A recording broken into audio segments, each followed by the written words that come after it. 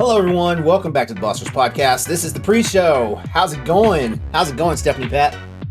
Hey, when we just started the recording, I went like this, and I wasn't sure what that meant. I think I meant this or this, but for those that are just listening, I was just holding up circles with my hands. So,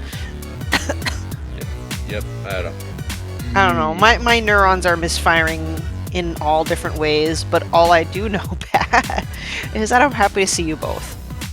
Oh, thanks. It's always a pleasure. It's always a pleasure being able to see you guys, and not so much in person, but over video cast, because like we talk to each other every freaking day, and stuff like that. But seeing each other, well, it's not like we didn't see each other like last night, because we're at a Boss Rush specific meeting. I won't give anyone the details, because some of that stuff is going to be a surprise for all of our listeners and viewers later. But yeah, we're just here living the life, having fun. Pat, what say you? am here and I'm playing games and I'm, doing the thing. Doing the damn thing. Doing the thing. Doing the damn thing. Doing the thing.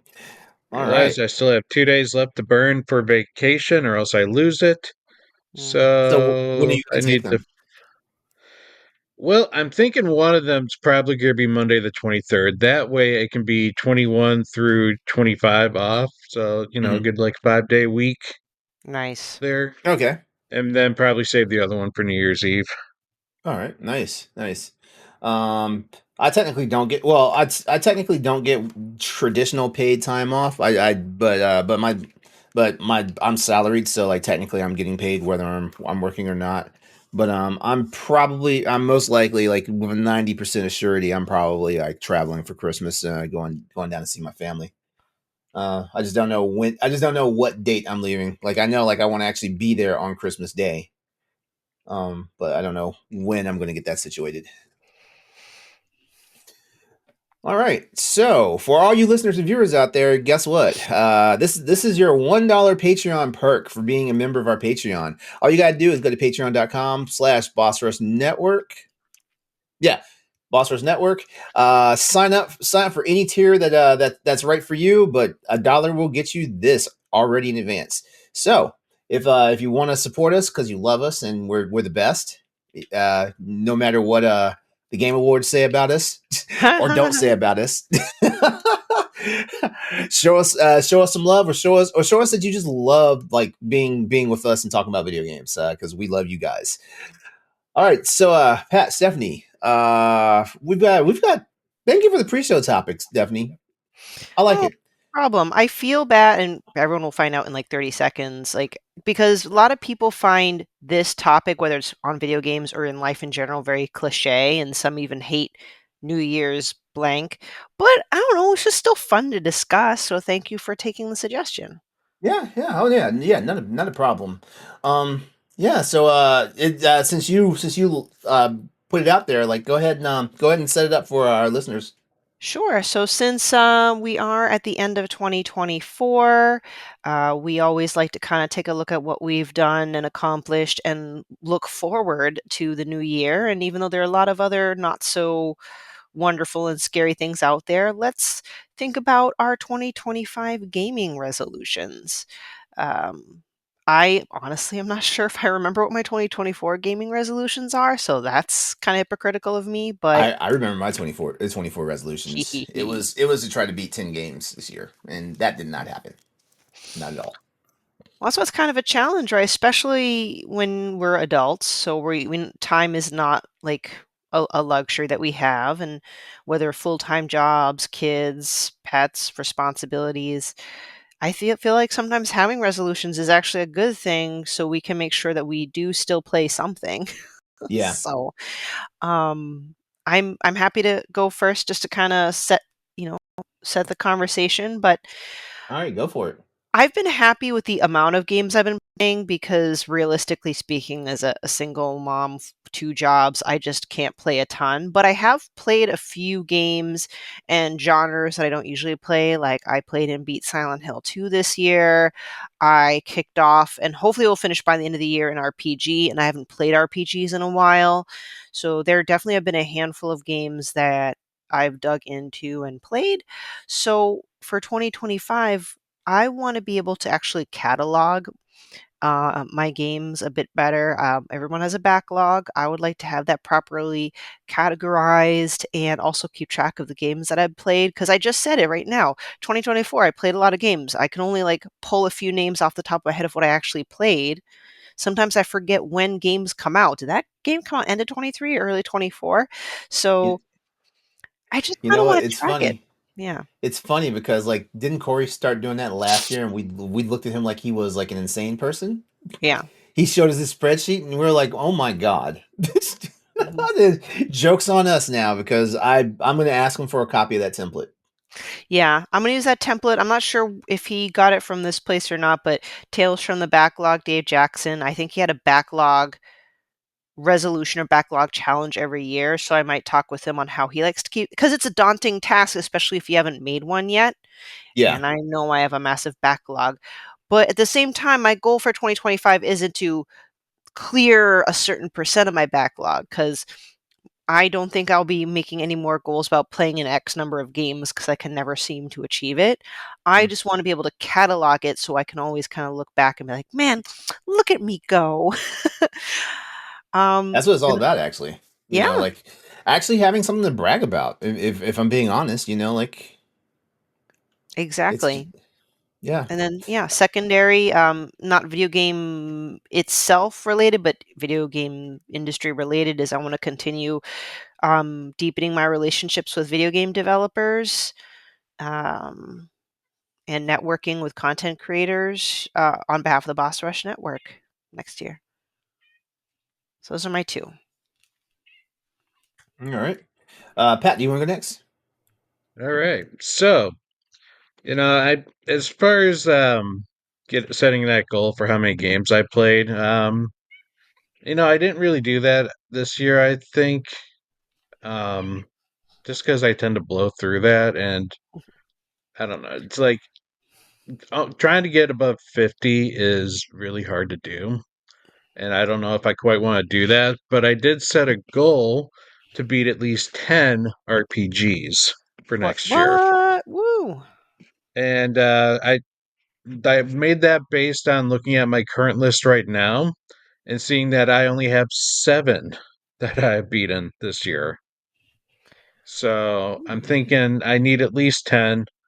Maybe I'll revisit it and up it if I'm like soaring through that, but I have a lot of RPGs I need to get through. Mhm. My Trail series, I got some Dragon Quest stuff that still needs to be beat. I mean, I got stuff.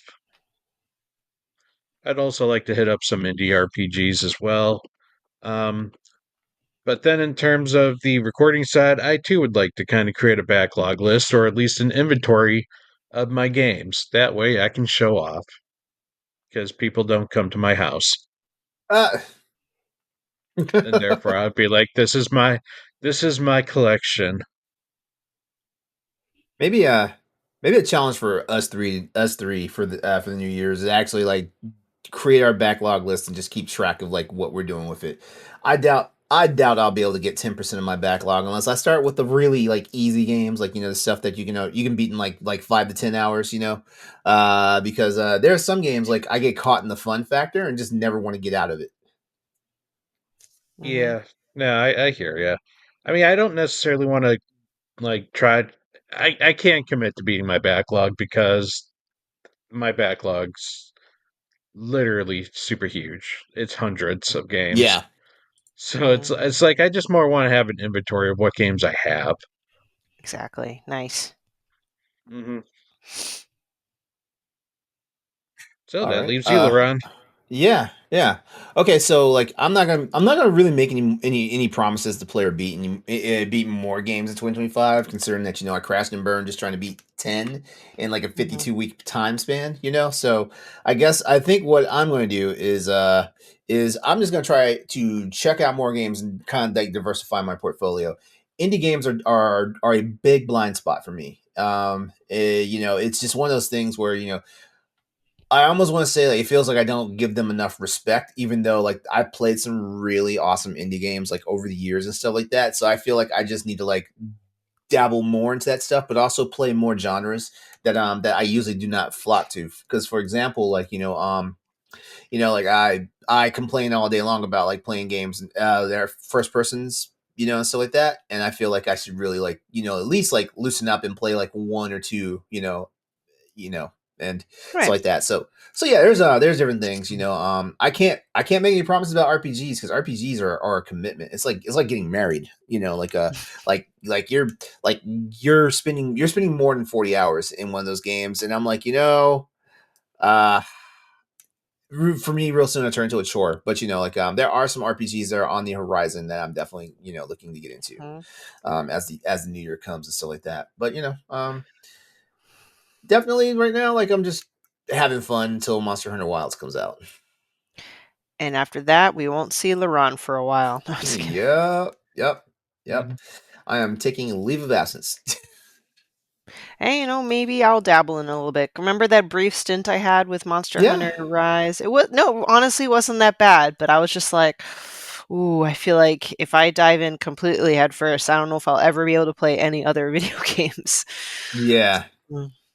Yeah. So yeah, that's pretty much it for me. Like that's my one major thing, I've got my ROG ally, so I don't have an excuse to not be able to play games when I don't have free time because I don't need to be tethered to my PC nor to my PlayStation console, which I officially moved out into the living room to Mhm. my boyfriend was I don't know, like I'm not gonna say he was like peeved about that, but he was like, "Oh, when did you put this out here?"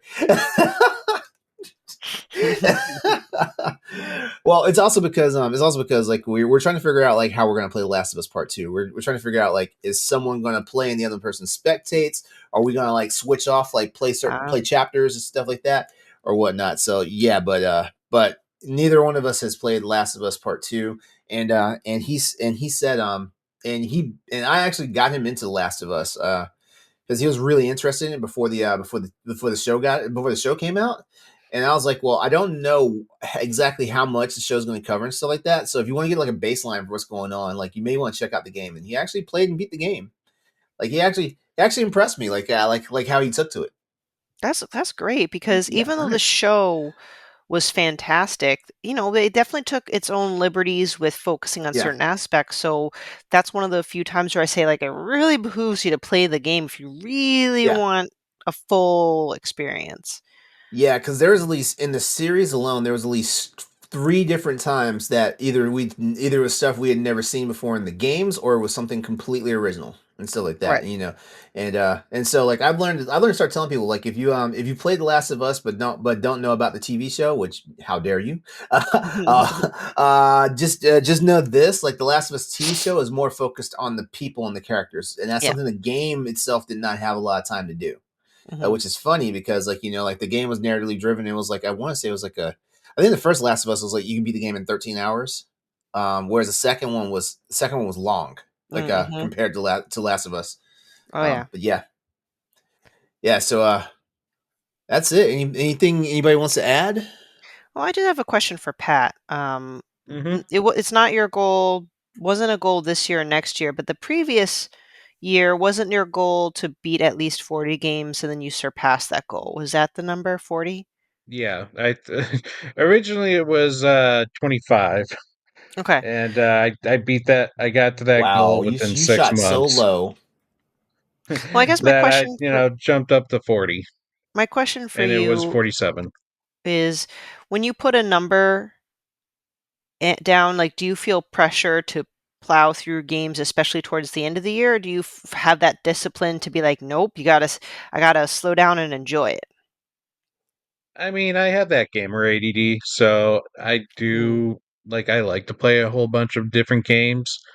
Um, I don't know if it particularly made me focus on beating it. Uh, just because I don't really have a number this year, and I'm kind of right at the same mark again. I'm at ah, 46. okay. Um,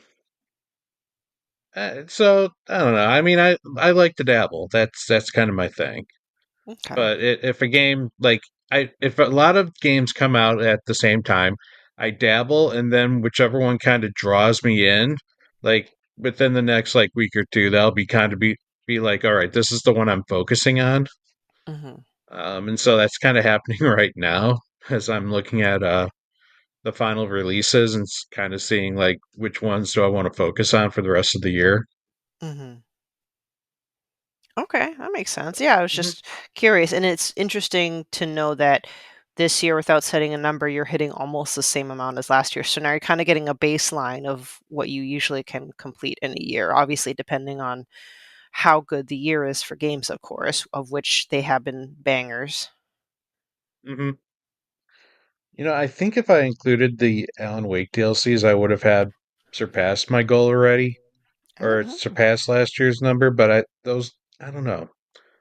Those ones were really short that I don't quite consider them like games, Mm, mhm. if you know what I mean. Gotcha. Whereas I like the last two I did were Avatars DLCs, but both of those were meaty and took at least 10 hours to beat a piece. So, Whoa! Holy yeah, crap. they were meaty. The So holy those ch ones counted. All Fair right, enough. well, I mean, good shit. I mean, my hats off to you, man, because I really wish I was tapping in enough to like be able to play and beat that many games. Oh, you have a But life, LeRon. don't say it like that. I come home and I play games. I do my stuff, then I play games. I don't have like a family necessarily to like distract my time, I guess to Uh-huh. say. Well, I feel like that's lucky you. You know, not saying that we're unlucky. You know, as people who are either attached or have families and stuff like that. Not that we're unlucky, but you know, like It's lucky you. You're like the epitome of like the you're like the epitome of the childless adult. I mean, even though technically you have yeah. a kitten. Well, no, she's no longer a kitten, but I'm pretty sure she hasn't outgrown being a kitten yet. Nah, she's still hyperactive, but she'll always be that way. But yeah, it's a blessing and a curse. Mm. So, yep. All right. Well, there it is. That's our pre-show segment. And once again, you can always have access to this just by heading over to our Patreon and signing up for as little as $1. But come back for our regular show where we'll talk even more about like what else is available in our Patreon. So hope to see you then. And we are signing off from the pre-show. Y'all take it easy. Bye. If you want to see how you can become a Patreon producer, head on over to patreon.com/BossRushNetwork. The Patreon producers for this month are Adriel Munger, Austin Campbell, Celeste Roberts, Christian S., Sana Dierig, Francisco Santillan, Matthew Keel, and Todd Oxtra. Thanks for your continued support of the Boss Rush Network.